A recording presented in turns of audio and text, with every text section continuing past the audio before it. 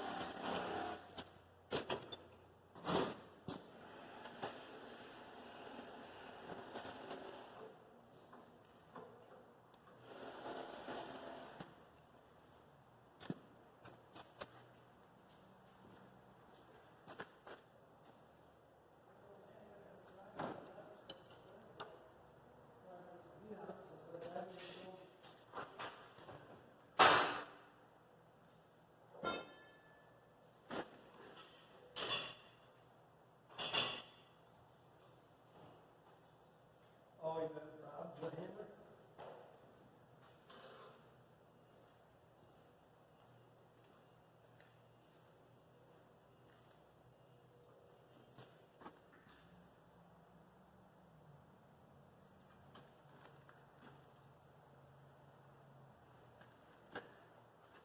Alright, I already took one pass, and now I'm getting ready for the next. We're cutting these faces back a half an inch on each side is what we're up to here.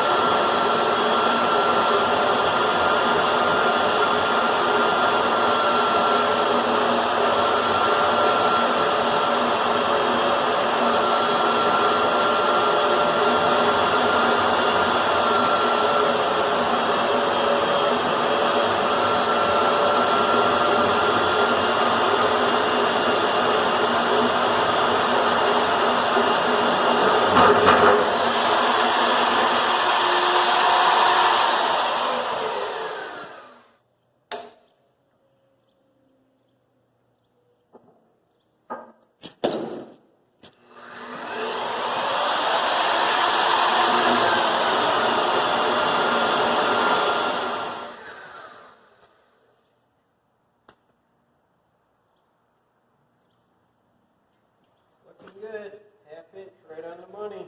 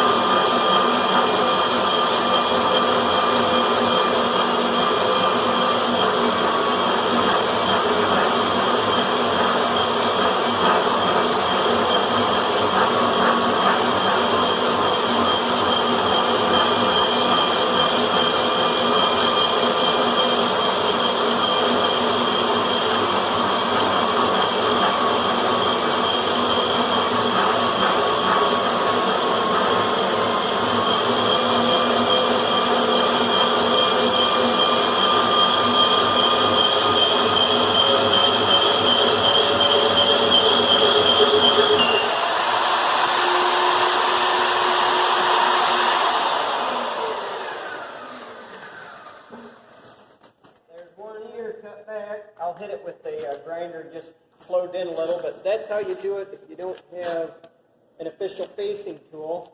Honestly, I've looked into buying them, but they're crazy expensive. Let's get one of the Chinese ones.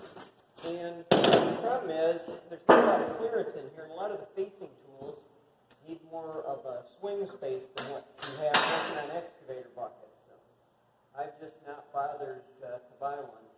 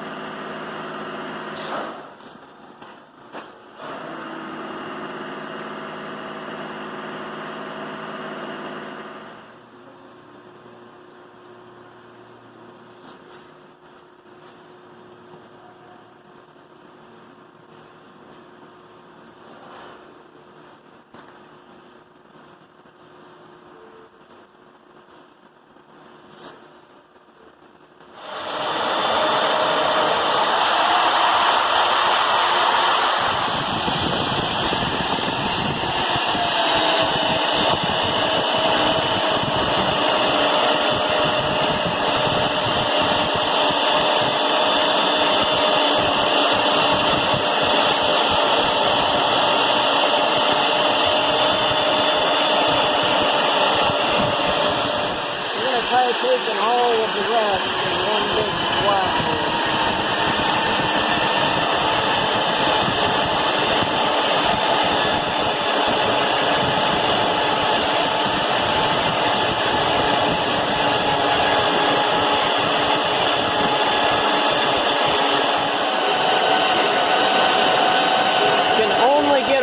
If you have a very rigid setup.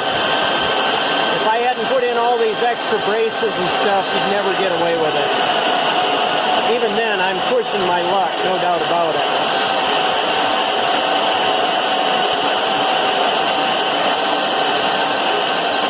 That carbide could break at any second.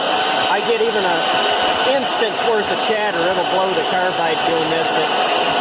It's a pretty old bit, so I don't really care that much, and I want to get this done.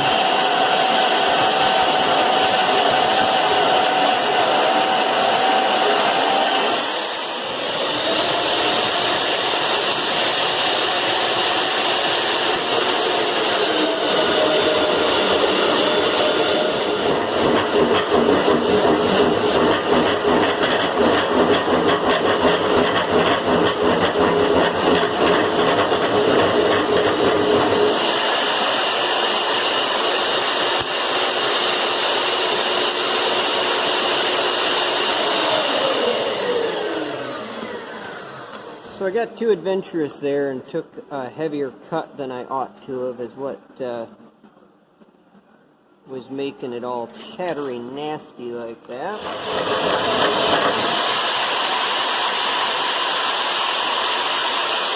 Alright, well, we are done with this job. Both sets of ears have been opened up from, I don't know what the metric number was, but anyway, they were about 11 and an 8. And now we've opened them up to 12 and an 8. So we took a ½ an inch off each face at both sets of bores and widened it up so that it'll fit on a machine with a wider stick and H length. So anyways, we're finished. I'm just cleaning up, picking up tools, and we're going to get out of here and get on to the next job.